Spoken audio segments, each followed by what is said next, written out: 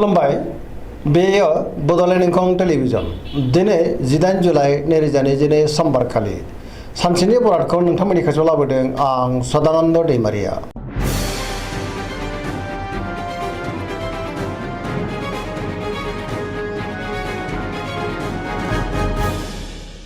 सिगां फरायनो लादों मेष राशि गिबि हांखो अ ल। दिनैनि साना जोबोर मोजां, जेरावबो जाफुंसारगोन। मावनो लानाय खामानिखौ थि समावनो आरो गोरलैयैनो मावफुंनोबो हागोन। गोसोखौ दिनै जोबोर गोजोननाय मोनगोन। देहाया मोजाङै थागोन। बहानिफ्रायबा मोजां खौरां फैनोबो हागौ। रांखावरियाव दिनै जोबोर मोजां, गोबां धोन आरजिनो हागोन। आयाबो बांगोन। बेफार फालांगियाव दिनै जोबोर मोजां मुलाम्फा मोननो हागोन। सोरबा लोगोनि हेफाजाबखौ मोनगोन। न'खराव बिसि फिसायनि गेजेराव अननानै फैगोन। बिदा फंबायनि गेजेराव मोजां सोमोन्दो थागोन। गुबुननि गोसोखौ गोरलैयैनो बोनोबो हागोन। गोसोनि बोलोआ बांगोन। समाजाव मान मोननो हागोन। लाइमोनफोरा दिनै जोबोर मोजां खौरां मोनगोन आरो गोसोआबो जोबोर रमान्टिक जागोन। गावबा गावनि गोसोनि साननायफोरखौबो फोरमायलायनोबो हागोन। फरायसाफ्रा दिनै फरायनायाव गोसो दुंखांगोन आरो मोजां फिथाइ मोननोबो हागोन। पजिटिभ एनार्जिनि गोहोमबो गोग्लैगोन।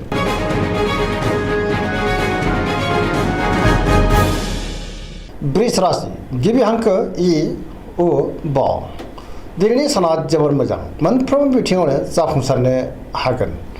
गोबां मोजां खाबु फैनोबो हागौ। गोसोखौ दिनै जोबोर गोजोननाय मोनगोन।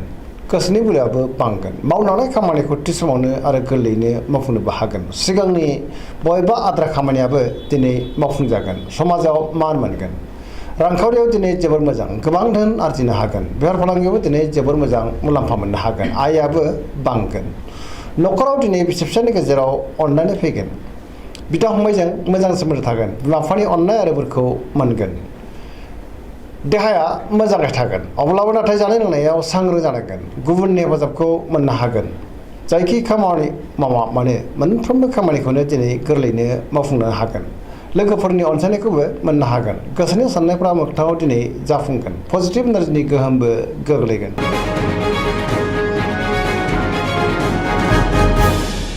मिथुन राशि गिबि हांखो क स। दिनैनि साना जोबोर मोजां, पजिटिभ एनार्जिनि गोहोम गोग्लैनो हागौ। मोनफ्रोमबो बिथिङाव जाफुंसारगोन। गियाननि आंखाल जानाय नङा।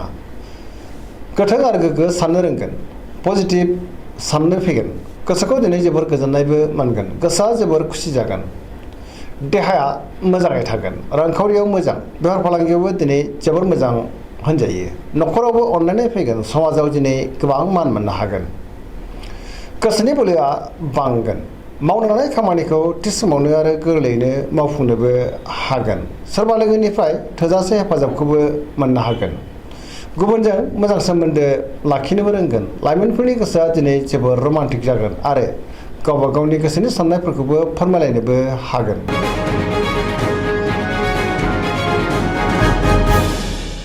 कर्कट राशि गिबि हांखो ड ह। दिनैनि साना जोबोर मोजां, माबा मोनसे मोजां खौरां फैनो हागौ। गोसोखौ दिनै जोबोर गोजोननाय मोनगोन। सोरबा लोगोजों बाख्नाय जानोबो हागौ। गोसोनि साननायफोरा मोगथाङाव जाफुंगोन। गोसोआव पजिटिभ साननाय फैगोन। गोथों आरो गोग्गो साननो रोंगोन। गियाननि आंखाल जानाय नङा। मावनो लानाय खामानिखौ मावफुंनो हागोन। सिगांनि बबेबा आद्रा खामानिखौबो दिनै मावफुंनो हागोन। रांखावरियाव जोबोर मोजां, आयाबो बांगोन।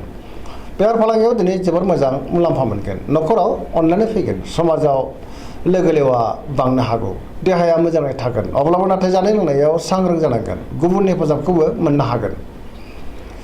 बिमा बिफानि अननाय आरो बोरखौ मोनगोन। समाजावबो मान मोननो हागोन। फरायसाफ्रा दिनै फरायनायाव गोसो दुंखांगोन आरो मोजां फिथाइ मोननोबो हागोन।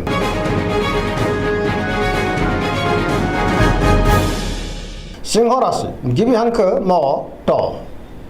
दिनैनि साना मोजां आरो गाज्रिनि गेजेरजों बाबेनलांनो हागौ। गोसोआव नेगेटिभ साननाय फैगोन। मावनो लानाय खामानिखौ मावफुंनो गोब्राब जागोन। माबा नङा माबा मोनसे हेंथा फैनो हागौ। सोरनिबा सायाव नेगेटिभ साननाय फैनो हागौ। लोगो लेवानि आंखालबो जानो हागौ। बहाबा हान्थिनो खाबु मोनगोन, नाथाय अब्लाबो सांग्रां जानांगोन। रांखावरियाव मोजां, बेफार फालांगियावबो मोजां होनजायो। मोननो गोनांखौ दिनै मोननो हागोन। गोसोनि साननायखौ दिनै गुबुननो फोरमायनो गोब्राब जागोन। माबा नङा माबा मोनसे हेंथा फैनोबो हागौ। न'खराव अननानै फैगोन। समाजाव मान मोनगोन। गुबुननि गोसोखौ बोनो दिनै गोब्राब जागोन। देहाया मोजाङै थागोन, अब्लाबो नाथाय जानाय लोंनायाव सांग्रां जानांगोन। गुबुनजों गोरोबनो रोंनाय नङा। गुबुननि थाखाय नाङा फाङा जेंनायाव गोग्लैनांनोबो हागौ। गोसोआ दिनै जोबोर आला खाला जागोन। सांग्रां जानाया गाहाम।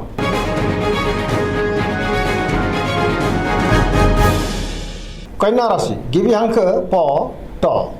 दिनैनि साना जोबोर मोजां। गोसोआव पजिटिभ साननाय फैगोन। गोथों आरो गोग्गो साननो रोंगोन। गियाननि आंखाल जानाय नङा। मोनफ्रोमबो खामानिखौनो दिनै मोजाङैनो मावफुंलांनो हागोन। रांखावरिया जोबोर मोजां, अब्लाबो नाथाय खरसायाबो बांगोन। बेफार फालांगियाव जोबोर मोजां होनजायो। देहाया दिनै मोजाङैनो थागोन। गोबां मुंदांखा सुबुंजों लोगो मोनज्लायनोबो हागौ। न'खराव दिनै अनलायनाय फैगोन। गोबां खामानियाव दिनै मुखुबबो थागोन। सोरजोंबा बाख्नाय जानोबो हागौ। गोसोखौ दिनै जोबोर गोजोननाय मोनगोन। पजिटिभ एनार्जिनि गोहोमबो गोग्लैगोन। लाइमोनफोरा दिनै जोबोर रमान्टिक जागोन आरो गावबा गावनि गोसोनि साननायफोरखौबो फोरमायलायनोबो हागोन।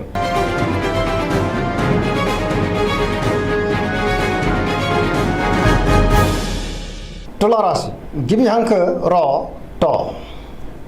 दिनैनि साना बारा मोजां नङा। गोबां रोखोमनि जेंना ओंखारनो हागौ। गोग्गो आरो गोथों साननो रोंनाय नङा। गियाननि आंखाल जागोन। गोसोनि बोलोआ लोरबां जागोन। गोसोनि साननायफ्रा देबार नांनो हागौ। मावनो हानाय खामानिखौ मावफुंनो गोब्राब जागोन। देहाया दिनै बारा मोजां थानाय नङा। जानाय लोंनायाव सांग्रां जानांगोन।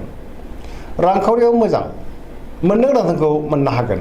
न'खराव बिसि फिसायनि गेजेराव अनलायनाय फैगोन। समाजाव मान मोनगोन। बेफार फालांगियावबो दिनै मोजां होनजायो। गुबुननि गोसोखौ बोनो हागोन। लोगोफोरनि हेफाजाबखौबो मोननो हागोन। गोदान थांखि लानो रोंनाय नङा। माबा नङा माबा मोनसे गोरोन्थि मावफ्लांनोबो हागौ। सेंग्रा सिख्लाफ्रा गावबा गावनि गोसोनि साननायखौ फोरमायलायनो हागोन। नाथाय अब्लाबो गोसोआ आला खाला जागोन। गोसोआव नेगेटिभ साननाय फैनो हागौ। नेगेटिभ एनार्जिनि गोहोमबो गोग्लैनो हागौ। सांग्रां जानांगोन।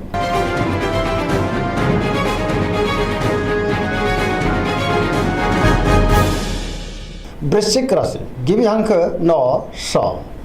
दिनैनि साना मोजां आरो गाज्रिनि गेजेरजों बाबेनलांगोन। गोसोखौ जोबोर उसुखुथु मोनगोन। नेगेटिभ एनार्जिनि गोहोमबो गोग्लैनो हागौ।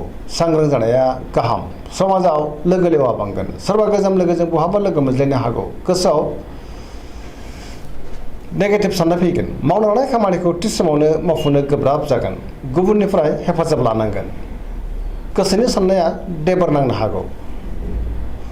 समाजाव मान मोनगोन। न'खराव बिसि फिसायनि गेजेराव अनलायनाय फैगोन। बिदा फंबायजों मोजां सोमोन्दो थागोन। रांखावरियाव मोजां, नाथाय अब्लाबो खरसायाबो बांगोन। बेफार फालांगियाव मोजां होनजायो। देहाया दिनै मोजाङै थागोन। गुबुननि हेफाजाबखौबो मोननो हागोन। फरायसाफ्रा दिनै फरायनायाव गोसो दुंखांगोन आरो मोजां फिथाइ मोननोबो हागोन। लाइमोनफोरा जोबोर रमान्टिक जागोन आरो गावबा गावनि गोसोनि साननायखौ फोरमायलायनोबो हागोन।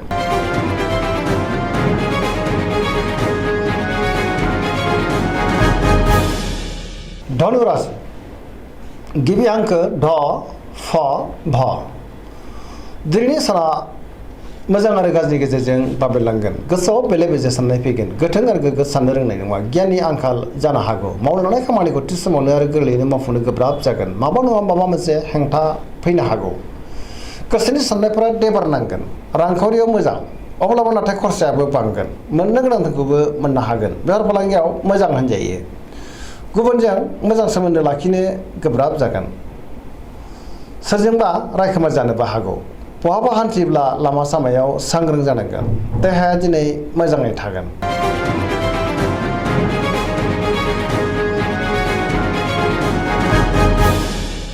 मकर राशि गिबि हांखो ख ज। दिनैनि साना जोबोर मोजां। जेरावबो गोसो गुदुं जागोन। गोसोनि साननायफ्राबो जाफुंगोन। मावनो हानाय खामानिखौ थि समावनो आरो गोरलैयैनो मावफुंनोबो हागोन। रांखावरियाव जोबोर मोजां, अब्लाबो नाथाय खरसायाबो बांगोन। मोननो गोनांखौबो दिनै मोननो हागोन। आयाबो बांगोन। बेफार फालांगियाव मोजां मुलाम्फा मोननो हागोन। गुबुनजों मोजां सोमोन्दो लाखिनो रोंगोन। मोनफ्रोमबो खामानियाव दिनै जाफुंगोन। गोदान थांखि लानोबो रोंगोन।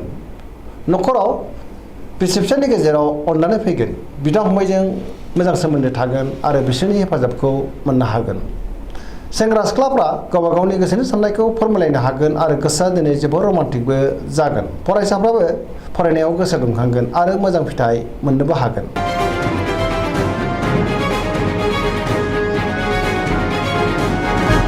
कुम्भ राशि गिबि हांखो ग स दिनैनि साना जोबोर मोजां माबा मोनसे मोजां खौरां फैनोबो हागौ गोसोखौ दिनै जोबोर गोजोननाय मोनगोन मावनो लानाय खामानिखौ थि समावनो आरो गोरलैयैनो मावफुंनोबो हागोन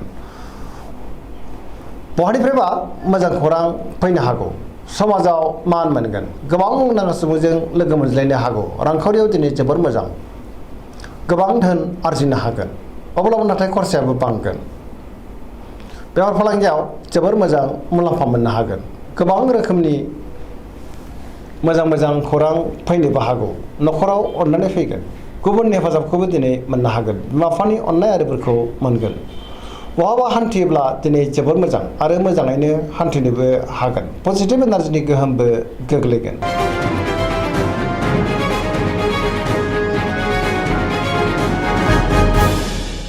मीन राशि गिबि हांखो ड स दिनैनि साना मोजां आरो गाज्रिनि गेजेरजों बाबेरलांगोन गोसोखौ दिनै जोबोर गुलाय गुजाय मोनगोन गोग्गो आरो गोथों साननो रोंनाय नङा गियाननि आंखाल जानो हागौ गुबुननि थाखाय नाङा फाङा जेंनायाव गोग्लैनांनोबो हागौ गोसोआव नेगेटिभ साननाय फैगोन गोसोनि बोलोआ लोरबां जागोन गावनि गोसोनि साननायखौ गुबुननो फोरमायनो गोब्राब जागोन न'खराव बिसि फिसायनि गेजेराव एना एनि फैनो हागौ देहाया मोजाङै थागोन रांखावरियाव मोजां बेफार फालांगियाव मोजां सोरजोंबा रायखोमा जानोबो हागौ लाइमोनफोरनि गोसोआ दिनै जोबोर आला खाला जागोन नाथाय अब्लाबो गावनि गोसोनि साननायखौ फोरमायलायनो हागोन फरायसाफ्रा दिनै फरायनायाव गोसो दुंखांगोन आरो मोजां फिथाइ मोनगोन दिनैनि राशि फरायनाया एसेनोसै जोबनायाव बेखौनो खावलायो जाहाथे नोंथांमोना सानफ्रामबो जोंनि बे बड'लेण्ड इंखं टेलिभिजनखौ नायबाय थायो आरो साबस्क्राइब खालामो लोगोसे लाइक खालामो आरो शेयार खालामो